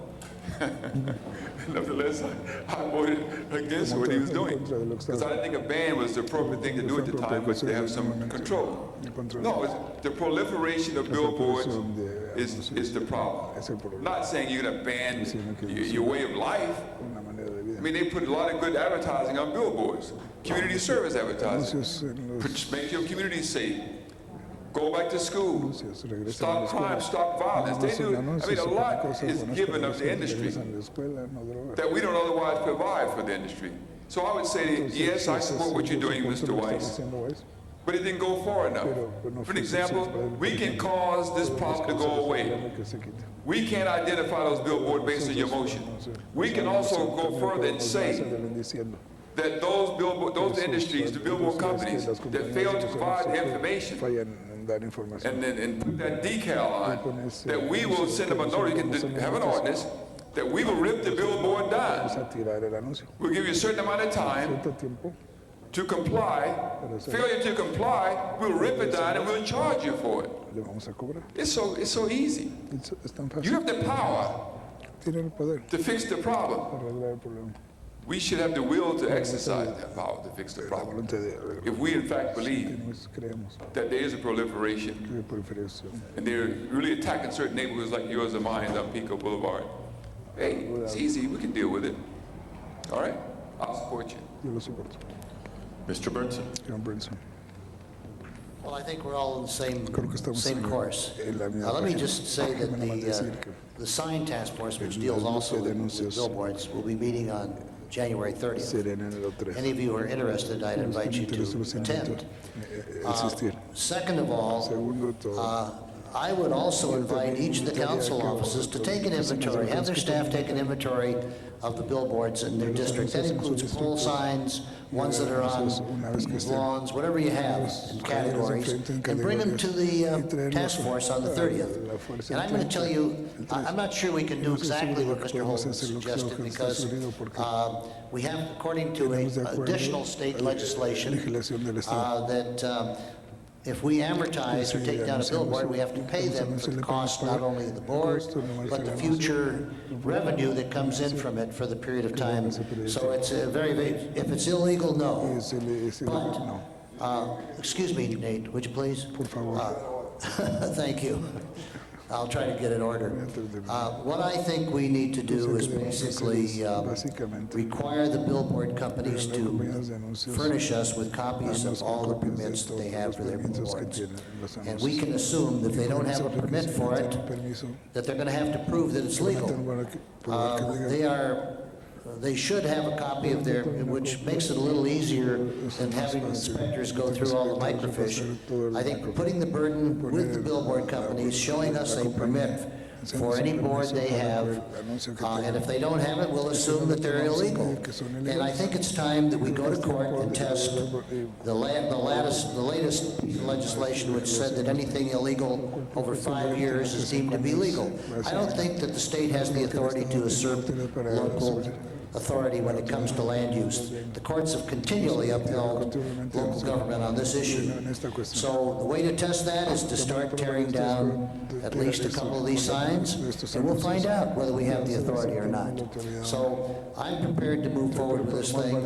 I think it's unfortunate that it's come to this, but I think the billboard company, at least the one that contracted with MTA, may have cooked the goose for the good operators, because I think they may have probably any ordinances which are outstanding, including the exchange for the old signs is probably dead as a result, and possibly legislation that will stop all billboards.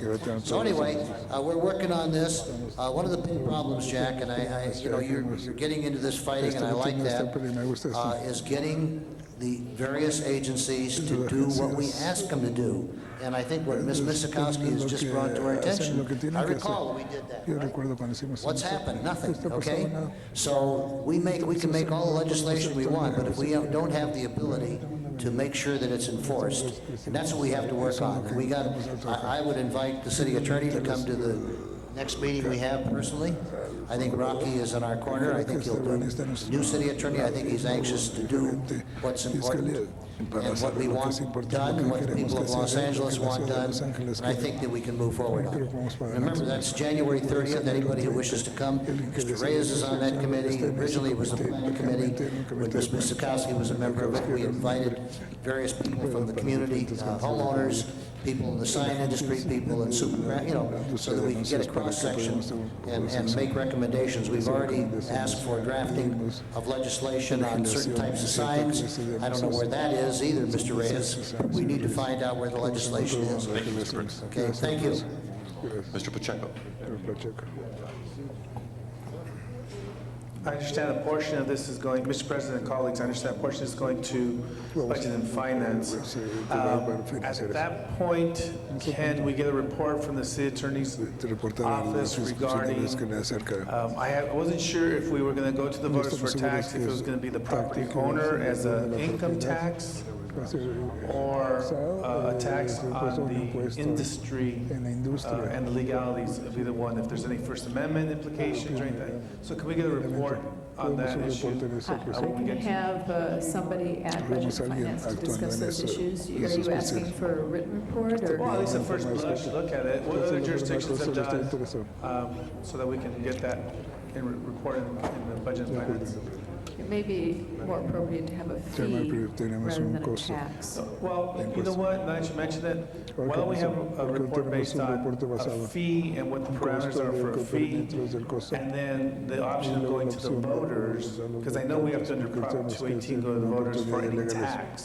So if we have both of them in that little report, the city attorney's office? I'll have somebody, yes. Okay, thank you. And they can look up when is that meeting? Are you planning to have it on the agenda next week or 2 weeks? Next, where's my Budget and Finance person? Next week? What I was going to suggest, Mr. Pacheco, is I think that's an excellent idea, and I agree with the concept. That concept, I believe, is contained in the legislation before us today. And per Councilmember Misikowski's suggestion, we will be coming back in 2 weeks with a proposed draft ordinance, which is then going to go through the process.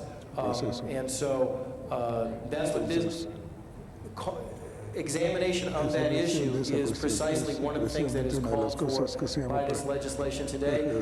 That proposed legislation could go to Budget and Finance as well, if that's what you're asking? No. I'm not asking for the proposed legislation to go to Budget and Finance. I was just piggybacking off the fact that we sent 27A to Budget and Finance. We did not send 27A. The clerk shake their head saying. I'm sorry, on the motion, it just says ordinance to be submitted to Planning and Land Use Committee, unless I'm... Well, Budget and Finance as well would be. Okay. Well, there was an amendment that allocated resources. And that should go to Budget and Finance, and there's also the second. That's going to Budget and Finance, right?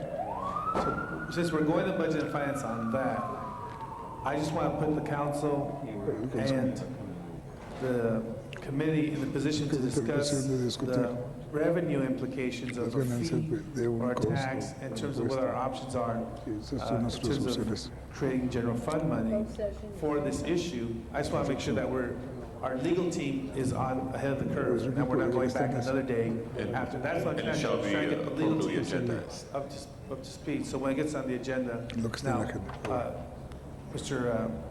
Weiss mentioned going back in 2 weeks. So do you want me to calendar the money portion that's being sent to Budget and Finance in 2 weeks or in 1 week? What do you prefer? made a motion that the entire action, all of the directions that the city council gave to the various departments on June 1st, we have a status report back here with the city attorney, with Plum, with building and safety, as to the issues, all of the issues, and one of the issues was the fee and the issues related to the 218 requirements, which are the, where per 218, we either have to have a fee related or can go to a tax. So all of those should be a status report to this council 2 weeks from today. And just for point of clarification, this motion today requests that the city attorney draft an ordinance that does the things we've been talking about, or report back to this council in 2 weeks on the legal infeasibility of doing so. So net, we should have a draft ordinance within 2 weeks that accomplishes the things we've been talking about. I see the various representatives from departments in the city attorney's office, CLA here. We'll all caucus after this meeting to make sure we all know what our marching And ideally, all the matters come back together to the full council for action. That obviously is contingent upon appropriate actions being taken by the committee. Mr. Pacheco. With those clarifications, then I'm just going to emphasize that when the earlier statement said all departments, that we were including the city attorney's legal analysis on both options. The permit as a fee and the 218 going to the voters. And I would hope that that report from the city attorney's office includes what other jurisdictions in the state of California or in the country are doing. Okay, thank you. I have on the queue Ms. Hahn for a second time, Ms. Mizikowski for a second time. Clarification, because I- Excuse me, oh, sorry. and Mr. Weiss wishing to close. Because I feel like this last discussion is off on another, it's not on what's before us. I mean, I just want some clarification on, we're voting on, seems to me a bit, the 27, the 27A are a bit in conflict because 27 says we're asking the billboard companies to provide the inventory. 27A says we're transferring money to building and safety to hire inspectors to do the inventory. To respond to that information, to process that information, to verify that information, but the guts of the motion requires the billboard companies to provide the city with the inventory. The point of the motion is not to have building and safety go out and create it on their own. So they're not a company. Okay, so this 27A is just responding to this voluntary inventory that comes from the billboard. Well, it's not voluntary because it's going to be law. Well, I mean, but they're, okay, my And that's question an is. important distinction. Well, okay, it is included in the initial inventory their ability to produce a permit. That should be something that will be included in the proposed Well, ordinance. I didn't see that because it seems to me that would be a big part of it. They should be able to produce a permit for every location that they're giving us. I agree. Yeah, I mean, you're saying you want the burden to be on the billboard company. Seems to me that's the initial burden, is for them to come up saying, we've got this permit. Seems to me that saves 27A a little bit of time from trying to look for it, to see if it's there, and that seems to me, if we're gonna put the burden on the billboard company, I would want to include that not only they give an inventory, they produce a permit for each location. I agree. That's the I'd intent, like that's the that, I'd intent like of the motion. that. Well, I didn't see that, I'd like that in there, as a friendly amendment. Friendly clarifying amendment, absolutely. Okay, and it's accepted as a friendly amendment, and even if matters aren't formally included today, members in this and similar items in the past, it's always welcome on behalf of the department or other offices of the city, input from council members after council action on specific matters or considerations to include in the reports that we're requesting. Ms. Mizikowski. Thank you, Mr. President.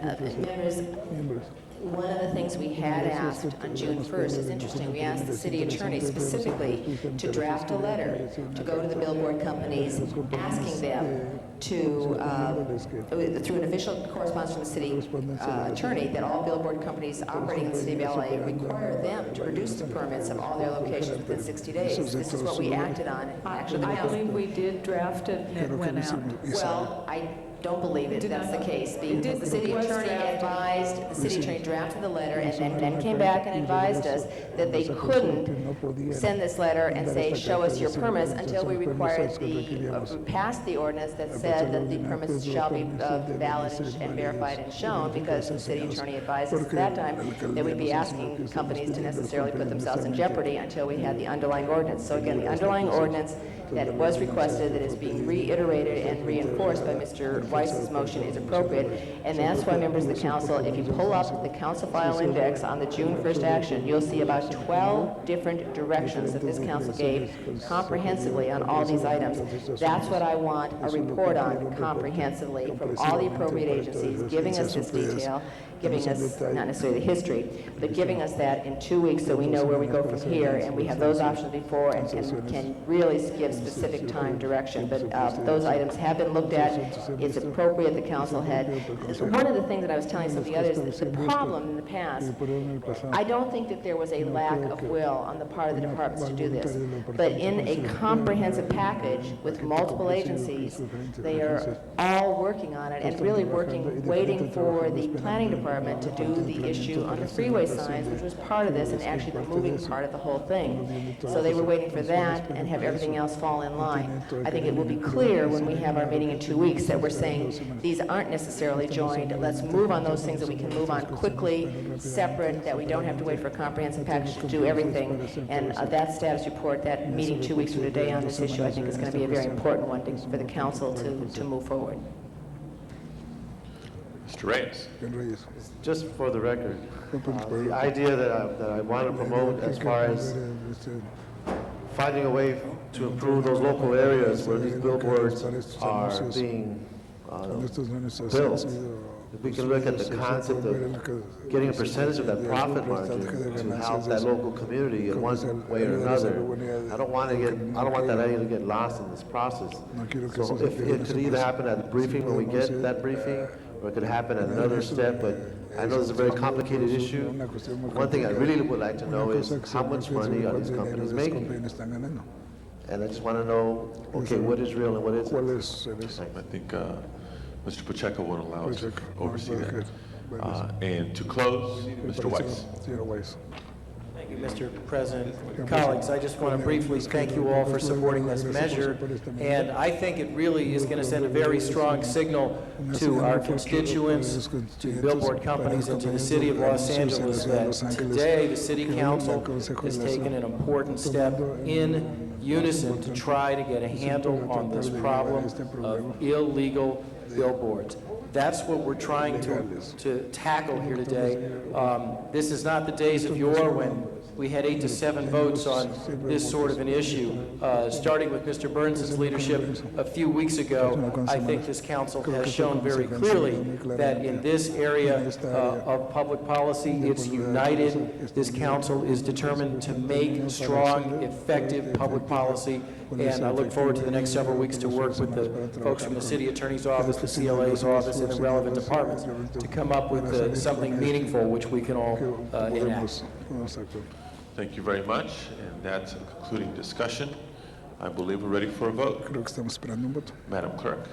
Mr. President, there were several amendments, however, I believe they were accepted as friendly amendments, so do you wish to vote on the whole item as amended? Take a vote on item number 27 as amended. Mr. Rudy Thomas. Mr. President, members of the council, I appreciate the discussion. Madam City Attorney, you might want to give some indication as to how that which is before us impacts the previously advanced discussion in terms of the ordinance that's being reviewed by the city attorney. I believe that it will come back in 2 weeks, and there will be something before you from our office. There should be a draft of ordinance and a report. How this relates to that is the question. I'm sorry? But this offers additional. Yes, and we'll be bringing a report back on what was discussed today and on the status of what went out in June and what's happened. There's a request here that essentially modifies the pre-existing ordinance, does it not? Requesting draft of an ordinance I'd issue have to requirements look- for counting and inventorying advertising billboards. I think No. this could all meld in You can't say together. it's a different ordinance, Jack. It could very well impact that ordinance, some of which is already in that ordinance. And to the extent that that is the case, we need to be clear as to how the two And relate. when we I'm come not back speaking in in 2 those weeks, ordinances. We just need to make sure it's, when we come back in 2 weeks, that will be presented to you. yeah, well, make sure that this isn't already addressed, because there are fees, penalties, additional funding opportunities for building and safety in the ordinance that went forward. Okay. There was an I think it'll all be ordinance. aired out on that session in 2 weeks. With that, I believe we're ready for a vote. The matter is amended. Please open the roll, close the roll, tabulate the vote. 13 ayes. That is approved. Mr. Pacheco? Mr. President, I would ask I'd like to move to reconsider items 8 and 9. Okay, request for reconsideration of items 8 and 9.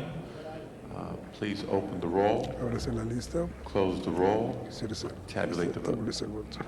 13 ayes. 8 and 9 are now reconsidered and before us. Mr. President, colleagues, I would simply ask you to reconsider these items because there's been some information that I want to do a little bit of research on, that the construction managers on these projects, there's been some allegations that they may be having subcontractors who are minority firms for their RFP submissions, but when the moment of truth comes for the work, they give explanations that the work has been reduced, and these subcontractors who are minority or women-based don't get all their work that they were committed to when they applied. So I want to look into that. I don't want to prejudge this.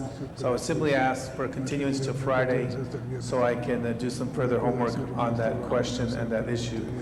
So I ask that the matters 8 and 9 be continued to Friday. Ms. Han, did you wish to be heard on the motion to continue? I agree with that, but I just want to say I've had a lot of those complaints from women-owned and minority-owned businesses. I think it's something we ought to look at citywide, not just on these two issues. So hopefully we can look at this problem citywide. This is a problem. We're not supporting our minority and women-owned businesses when we award contracts like I think we think we are. Thank you. Then I believe without objection, items 8 and 9 are continued to this Friday, January 18th. Next item, please. Next item, Mr. President, not on the agenda, special one, motion presented by Councilmember Perry, seconded by Councilmember Reyes, and the city attorney will explain the need for the findings. Before we go to the city attorney, Mr. Rudy Thomas. Mr. President, may I request forthwith on item number 4? Forthwith on 4. Madam City Attorney, on the findings for special one. Thank you. Yes, Mr. President. This has to do with the acquisition of 7 properties between Los Angeles Street, 1st Street, 2nd Street, and Spring for the new Caltrans headquarters. Settlement was just finished yesterday. Closing is Friday. And therefore, the council would need to make the findings that the need to act arose after the posting of the agenda and that there's an immediate need to act. Okay, anybody wishing to be heard on the findings? Seeing none, Madam Clerk, please open the roll, close the roll, tabulate the vote. 13 ayes. Special one now before us. Members wishing to be heard? Ms. Perry.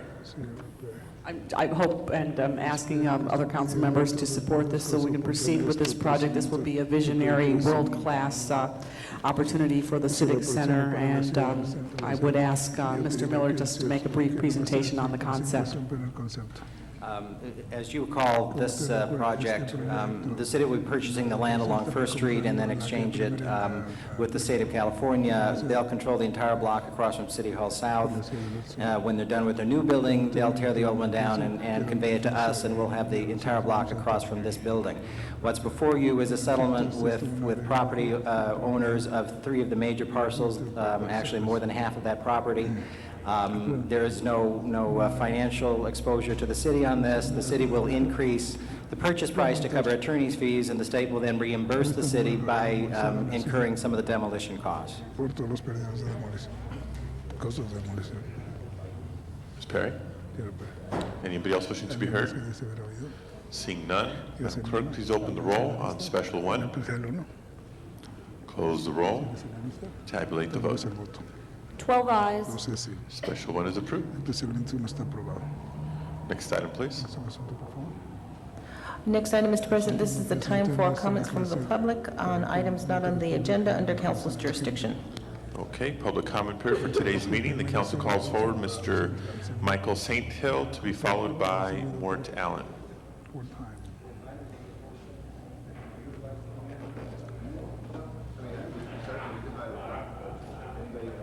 Good morning, ladies and gentlemen. As you notice, I'm still alive. I want to tell you I'm impervious to confusion that goes on in LA. When you, members of this council and who uses my name to cause me conflict, I'm impervious to all of that, and I'm still alive. I would like council to ask the Great Chieftain Parks of the police department, LA Police Department, to ask his warlords at the helicopter division to please drop my name from their role of people who they think that might be dangerous. It doesn't bother me one bit, and I can see a very large lawsuit coming up if this doesn't stop. I will continue to do the things I always naturally do. Never have I broken the law, and I have no intention of doing so. But I can tell you I have very good friends who will stand up behind me and say, what you're doing is wrong. Okay, so please ask the Great Chieftain Parks to ask the warlords at the helicopter division to drop my name from their list of folk who they think that. Thank you very much. Just because they think that whatever. Thank you very much. Thank you. Mr. Mort Allen. At least I know I'm being watched on television. I just want to say that this whole discussion in here just really made me sick. Has anybody in this council gone to the presidents of the billboard companies and sat down with them and said, we want this? Or is this all lobbyists making millions of dollars muddying up the water? Now, I got to tell you, I got a call yesterday. As most of you know, the Board of Education condemned Eller's property at Washington, Vermont, where they've been for 75 years, okay? They were all set there in escrow to go into the Harbor Gateway in the city of Los Angeles, build a $12 million facility. They're also planning to build a 100,000-foot building in Hollywood for 10 radio stations. As of yesterday, with everything in the paper, they want nothing more to do with the city of LA. And they're going to city of Carson for their facility, they think. And you can't just badger a company that's been in business 80 years and compare it to a new company that puts up illegal signs. And what you're doing is, they got that letter last June, they gave a list of their boards, but everybody wants to badger everybody. And you still got a lot of power. I mean, billboards do elect city officials, and Mike Fuhrer knows that. And so you really got to think twice. Now, in our ad hoc committee for 3 years, I mean, we get to speak first. I brought up doing the same thing as a parking tax and the bed tax, which is 10.5% or something, because it's a visual thing. They don't care. They're making $100,000 a board. Look at the financial statements. LA is the second largest city. These companies are pulling in $1 billion. They want to sit and share with you. They want to talk to you, but they have to go through lobbyists and pay millions of dollars to get to you guys. And the whole thing is so out of hand. You take the $10 million for the toilets, the $10 million for the freeway signs, the city could use that $20 million. They don't care where it goes. They care about the bottom line. Now, Dennis had a problem with a little company that had a nude bar billboard, and they said, screw you. But if you call one of the big other companies, they will move it the next day. And you're blending it all together. And I just think that our task force has to get busy. And I think that somebody here better do something to keep these corporations from leaving the city. Okay? Thank you very much. This concludes public comment for today's meeting. Madam Clerk, next item, please. Do you wish to clear the desk before going into closed session? Let's do housekeeping. Council has motions for posting and referral. Those motions are posted and referred. There are excuses on the desk. Councilmember Hahn requests to be excused Friday, January 25th to leave at noon for city business meets council policy. Excuse me, a motion is required. On Ms. Hahn's excuse, Mr. Holden moves. Ms. Hahn is excused. Councilmember Bernstein requests to be excused Tuesday, the 22nd, and that is the off-site meeting, and that's for personal business. Okay, does that require a motion? I'm sorry, it meets council policy. Mr. Bernstein is excused. Councilmember Holden requests to be excused Friday, February 1st, personal business, that meets council policy. Mr. Holden is excused. And Councilmember Holden requests to be excused city business, February 5th, 6th, and 8th, and that also meets council policy. That is also excused. That clears the desk for closed session. Okay, in conformance with California law, the council will now adjourn into closed session. I ask the guards to please clear the chambers.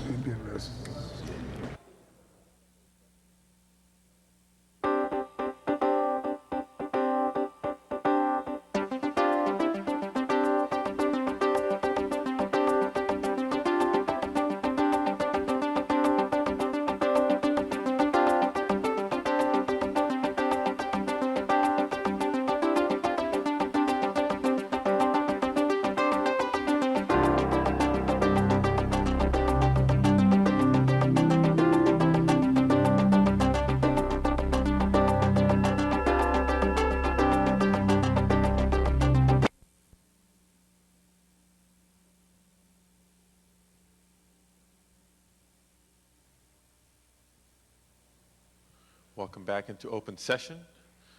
Madam Clerk, next item before us, please. Before the council, item number 30A is settlement in the amount of $125,000 in the case of Bernarda Phipps et al. Versus City of Los Angeles. Please open the roll, close the roll, tabulate the vote. 11 ayes. That is approved. That clears the desk. Okay, any announcements? Please stand for adjourning motions.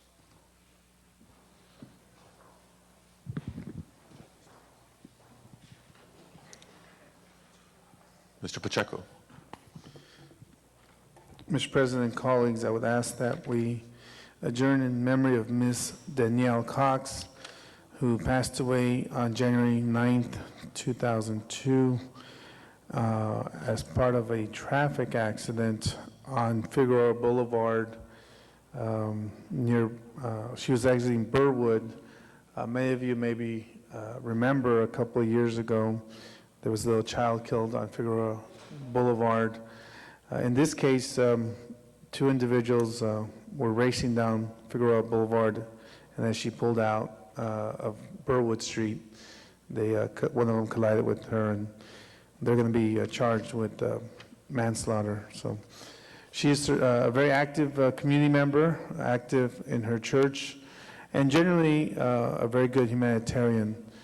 She is survived by her two fathers, Manuel Hernandez and Frank Mendoza, her sister Marina Alcarez, and her she has two grandmothers, aunts, uncles, nieces, nephews, and of course all of her close friends who are going to miss her. She was, I believe, in her mid-20s, yes. Any others? Colleagues, I ask that you join me in adjourning in memory of Efren Olvera, who was better known as Shorty in the Northeast San Fernando Valley. I think over the last 2.5 years, you've heard me tell stories on occasion about the infamous intersection of Haddon and Mercer, and how growing up it was plagued with crime, with drugs, with prostitution and violence. Shorty was the gentleman who lived around the corner and was the first and the most active in organizing the neighbors in what became our Neighborhood Watch, the Haddon Mercer Homeowners Organization, of which my parents were early members and active in for a long, long time. And his participation in the community never wavered. On his own time, he was retired, He patrolled the neighborhood. He had a walkie-talkie with a direct line to Foothill Division, and he was vigilant against gangs. He was vigilant against graffiti, and his activism never wavered in that neighborhood watch group that continues to this day. He passed away Monday evening during open heart surgery after many complications, and he's left his imprint in my neighborhood, in the city of Los Angeles, and I and my district and the city will surely miss him and his commitment. I ask that we adjourn in his memory. Madam Clerk, please call the roll.